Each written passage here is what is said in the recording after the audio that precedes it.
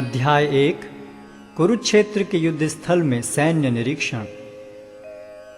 धृतराष्ट्र ने कहा, हे संजय, धर्मभूमि कुरुक्षेत्र में युद्ध की इच्छा से एकत्र हुए मेरे तथा पांडु के पुत्रों ने क्या किया? संजय ने कहा, हे राजन, पांडु पुत्रों द्वारा सेना की व्यूह रचना देखकर राजा दुर्योधन अपने गुरु के पास गया और उसने ये शब्द कहे, हे आचार्य, पांडु पुत्रों की विशाल सेना को देखें, जिसे आपके बुद्धिमान शिष्य द्रुपद के पुत्र ने इतने कौशल से व्यवस्थित किया है। इस सेना में भीम तथा अर्जुन के समान युद्ध करने वाले अनेक वीर धनुर्धर हैं, यथा महारथी युयुधान, विराट तथा द्रुपद। इनके साथ ही धृष्टकेतु, चेकितान, काशीराज, पुरुजित, कुंतीभोज तथा शैब्य जैसे महान शक्तिशाली योद्धा भी हैं।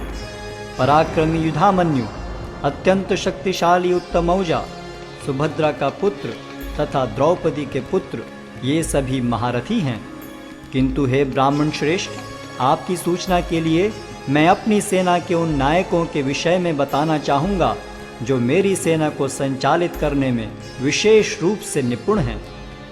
मेरी सेना में स्वयं आप, भीष्म, कर्ण, कृपाचार्य, अश्वत्थामा, विकर्ण तथा सोमदत्त का पुत्र भूरिश्रवा आदि हैं, जो युद्ध में सदैव विजयी रहे हैं। ऐसे अनेक वीर भी हैं जो मेरे लिए अपना जीवन त्याग करने के लिए उद्यत हैं।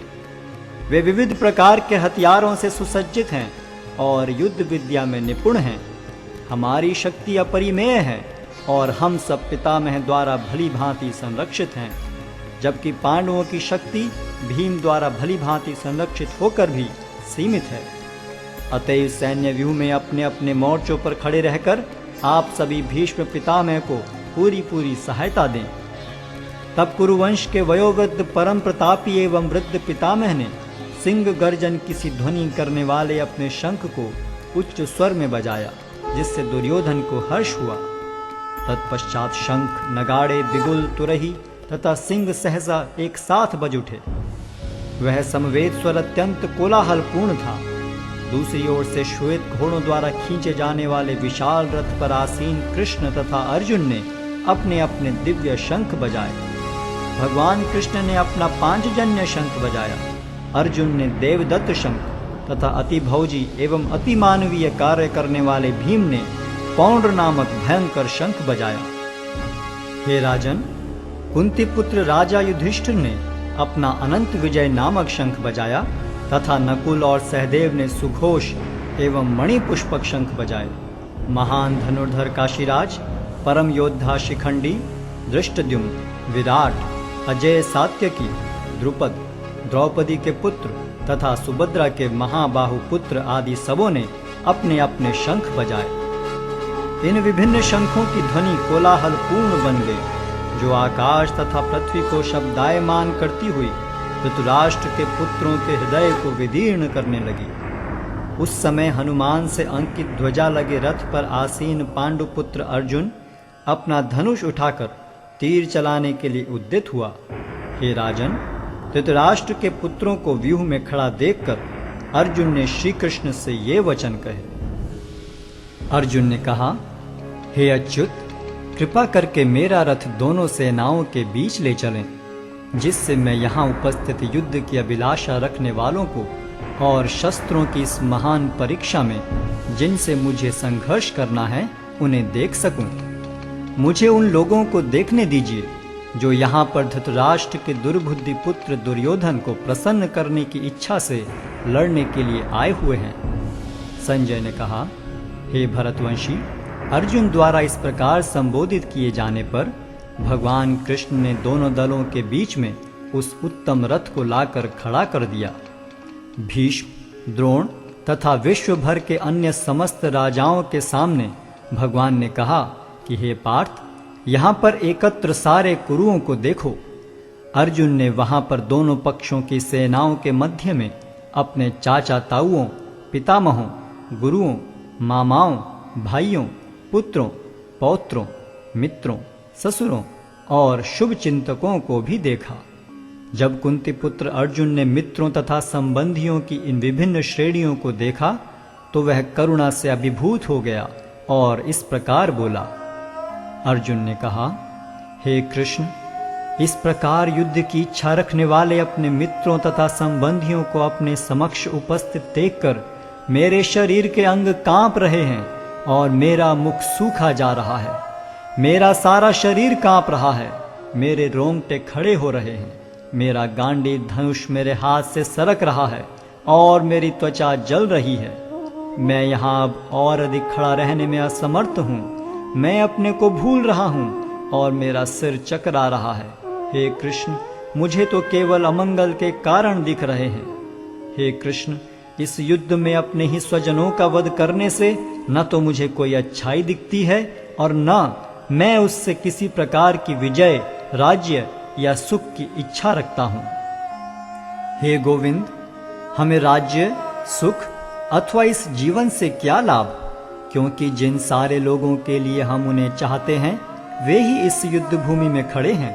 हे मधुसूदन, जब गुरुजन, पितृगण, पुत्रगण, पितामह, मामा, ससुर, पौत्रगण, साले तथा अन्य सारे संबंधी अपना अपना धन एवं प्राण देने के लिए तत्पर हैं और मेरे समक्ष खड़े हैं, तो फिर मैं इन सब को क्यों मारना चाहूंगा, भले ही वे मुझे क्यों न मार डालें।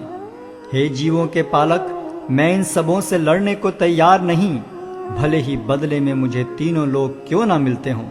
इस पृथ्वी की तो बात ही छोड़ दें। भला धृतराष्ट्र के पुत्रों को मारकर हमें कौन सी प्रसन्नता मिलेगी।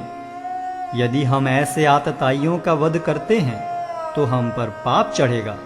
अतः यह उचित नहीं होगा कि हम धृतराष्ट्र के पुत्रों तथा उनके मित्रों का वध करें।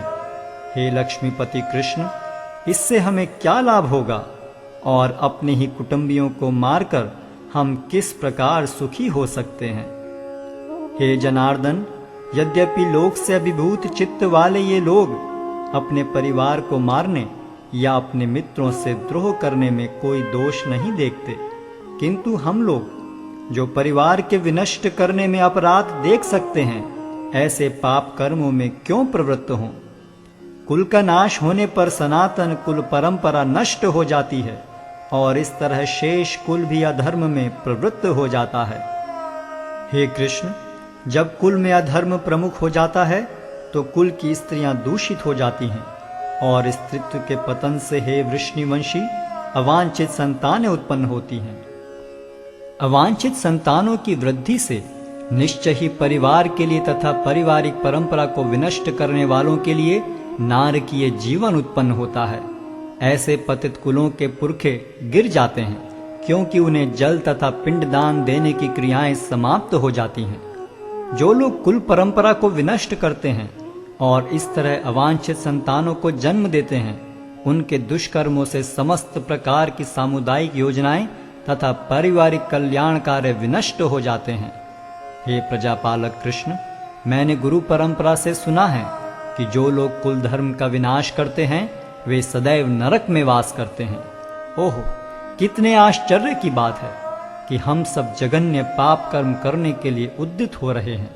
राज्य सुख भोगने की इच्छा से प्रेरित होकर हम अपने ही संबंधियों को मारने पर तुले हैं। यदि शस्त्रधारी धृतराष्ट्र के पुत्र मुझ निहत्थे तथा रणभूमि में प्रतिरोध न करने वाले को मारें तो यह मेरे लिए श्रेयस्कर होगा।